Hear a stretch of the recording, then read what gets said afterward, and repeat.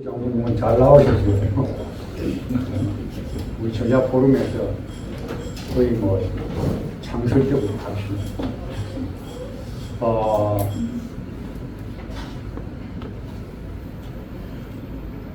우리 이동복 선배님 한 말씀 하시고 잠깐 나오십시오.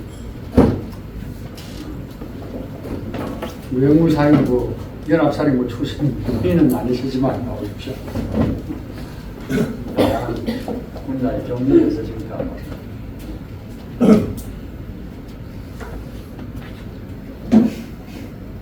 안녕하십니까. 제가 1992년에 남북 사이의 화해와 불가침 교류협력관 합의서, 남북기본 합의서라고 그러죠. 그것을 합의할 때 그 문건을 거의 70~80%는 제가 만든 겁니다. 우리 쪽 대표단 간에도 많은 논란이 있었지만 아무튼 저는 그 1972년에 동서양독간에 만들어진 그 양독 기본 조약의 틀을 가지고 남북관계 이것을 덮어씌워 보려고 했고, 그래서 이제 전문에 지금 남북기본합의서의 전문에는 남북관계를 어떻게 설명하고 있느냐면은 나라와 나라 사이의 관계가 아니고 통일을 지향하는 과정에 생기는 잠정적으로 생긴 특수한 관계도 이렇게 표현이 됐죠. 이게 이제 이 표현을 해석하기에 따라서 많은 논란의 소지를 담고 있는 표현입니다. 근데 처음에 제가 초안을 만든 것은 나라와 나라 사이의 관계는 아니고 이 통일을 지향하는 과정에서 같은 유엔 회원국으로서 사이에 생기는 형성되는 관계다, 이런 표현을 쓰려고 했어요. 왜 그러냐면은 그 당시에는 우리가 이제 총체적으로 남북 관계를 양독 관계의 틀로 가져가겠다는 것이 정부에서도 생각이었고 저도 그런 생각이었습니다. 그런데 이 표현을 쓰는데 외무부가 반대하더라고요. 유엔 회원국으로서의 그 관계라는 그 표현을 쓰는데 외무부가 반대하고 사실은 정보부가 반대하고. 왜 반대했느냐? 여러 그때 토의도 있었습니다만은 결국 그 유엔 회원국 사이의 관계가 아니다라는 표현으로 관계가 설정됐을 때 나중에 이것을 핸들하는데 굉장한 어려움을 느끼고 있었다, 그 외무부가. 그래서 그걸 반대를 해서 이제 그것이 이제 제가 생각했던 것은 관철이 안 되고 그냥 지금 있는 것처럼 나라와 나라 사이의 관계가 아니라 통일을 지향하는 과정에서 생기는 잠정적인 특수관계다, 이렇게 표현이 됐습니다. 이 특수관계의 굉장히 중요한 부분이 뭐냐면은 그 한반도 평화에 관한 조항입니다. 그 이제 기본조약 아마 5조인가 그런데 이 현재의 평화 상태를 말하자면 유지하고 그 남북 사이의 평화 상태가 구축될 때까지는 현 정전 협정 체제를 유지한다, 이런 표현이 들어가 있습니다. 이 표현을 합의하기까지의 과정에서 사실은 오늘 우리 정장께서 발제하시고 아까 토의하신 그 내용에 토대가 되는 논점들이 거기 많이 돼서 많은 사실 논쟁이 있었어요. 근데 그때 논쟁을 지금 돌이켜 보면은 이런 문제에 대해서 우리 정부 측이 준비가 안 돼가지고 굉장히 자신이 없었어요. 그래서 북한하고 이런 문제를 토의하는데 아주 우리 외무부나 국방부나 이쪽에서 굉장히 자신이 없어했고, 저는 사실 좀 천둥벌거숭이로 신문기자라다가 들어갔기 때문에 그런지 몰라도 겁이 없어서 굉장히 좀 적극적으로 얘기를 하고, 그런 적극적인 주장의 결과로 사실 저희 처음에는 우리가 어떤 표현을 원했냐면은 영구적인 평화 체제가 구축될 때까지 현 휴전협정 체제, 정전협정 체제를 유지한다. 이렇게 표현하기를 임하였는데 북한이 절대로 받아들이지 않더라고요.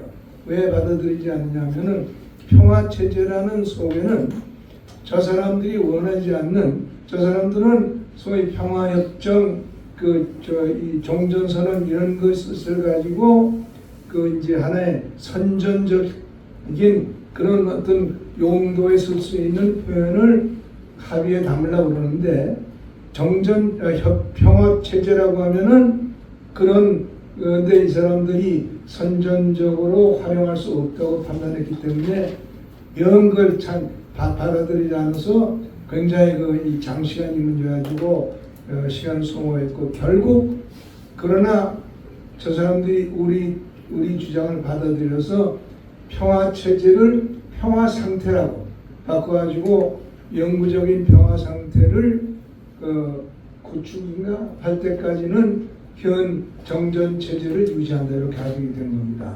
그리고 이 연장선상에서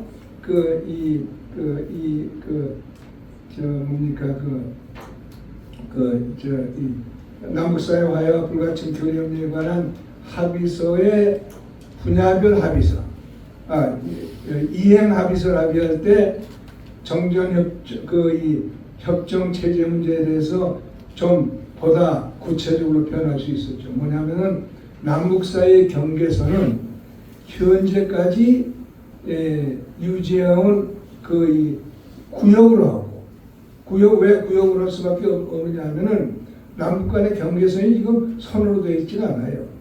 육상은 선으로 되어 있지만은 해상은 선으로 되어 있지 않고 일종의 구역으로 되어 있기 때문에 우리도 더 이상 주장할 수가 없더라고요. 그래서 현재까지 지켜온 구역으로 한다 그래서 정전 협정에 의한 이 휴전선과 군사분계선과 휴전선, 그리고 해상 분계선, 이것까지도 포괄적으로 수용하는 합의가 성립됐고, 사실 그것 때문에 북한이 이 문제를 가지고 주장을 하더라도 저 사람들이 한 발짝 더 나가지 못하는 그런 상황을 그때 만들어 놨어요. 그런데 그때 저들이 사실은 이 의식을 못했던 부분이 사실은 유엔군 사령부 문제였습니다. 유엔군 사령부 문제가 물론 북한하고 논의될 것이 아니기 때문에 북한하고는 논의가 안 됐지만은 요 조항에 합의하는 과정에서 우리 안에서 이 문제를 논의할 때 유엔군 사령 문제가 반드시 논의가 됐어야 되는데 사실은 그때 논의가 미진했어요.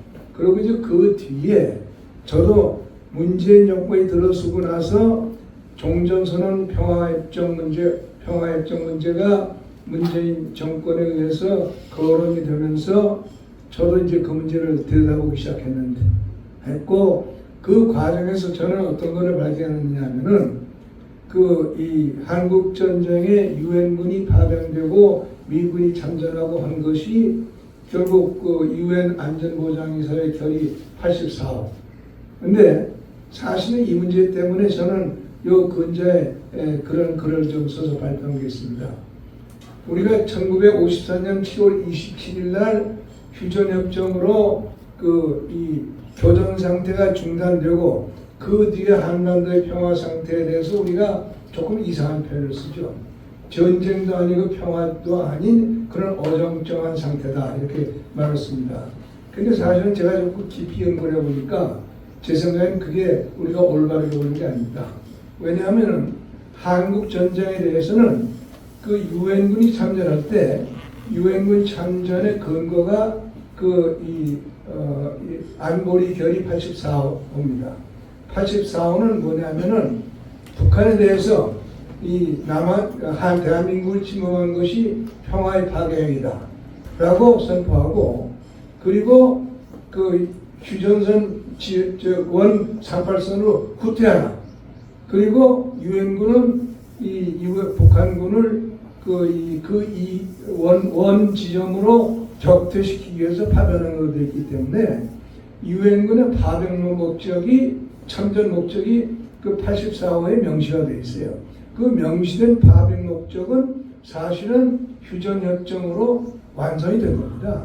물론 물리 그대로 38선은 아니지만은 38선이라는 것이 휴전선이라는 것이 거의 38선과 동일한 선이고 뭐 그다음에 조금 구체적으로는 왈가왈부할 내용이 있습니다만은 그렇기 때문에 저는 1953년 7월 27일 문제에 대해서 우리가 고지식하게 정전협정이기 때문에 평화협정이 필요하다. 그런 논리에 우리가 구속을 받을 이유가 없다. 저는 그렇게 생각합니다. 한국전쟁은 사실 그 전쟁은 이 53년의 정전협정으로 끝난 겁니다.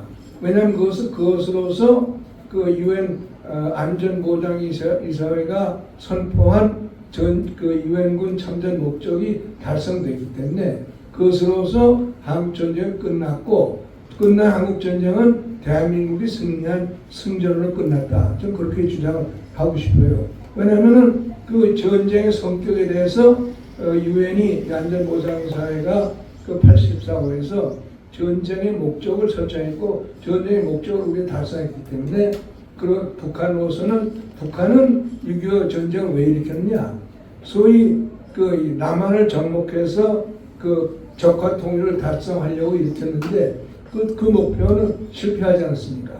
그리고 우리는 유엔 안전보장이사회가 선포한 이제 전쟁 목적을 두 가지 다 달성했으니까 한국 전쟁은 우리가 승전으로 끝났다 이런 주장을 저는 지금 하려고 하는데 그 일환으로 그러나 그 뒤에 제가 그런 주장을 하면서 저도 느끼는 것이 그런 뒤에 그 유엔 안전보장이사 이 유엔 유엔군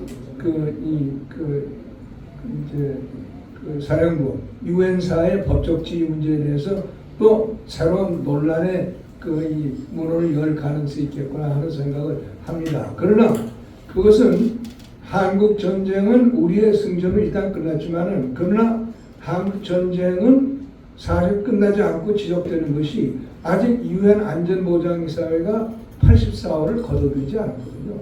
그렇다면 안전보장이사회에 미국이 그 거부권을 가지고 있는 이상 유엔 안전보장이사회 결의 84호는 우리가 지금도 지켜갈 수 있고 안전보장이사회 결의 84호가 엄정한 한 유엔군 사령부의 법적 문제는 우리가 충분히 감당하다, 할 만하다 하는 점을 느끼고 있다는 점을 한번 말씀을 드리고 싶었습니다. 감사합니다.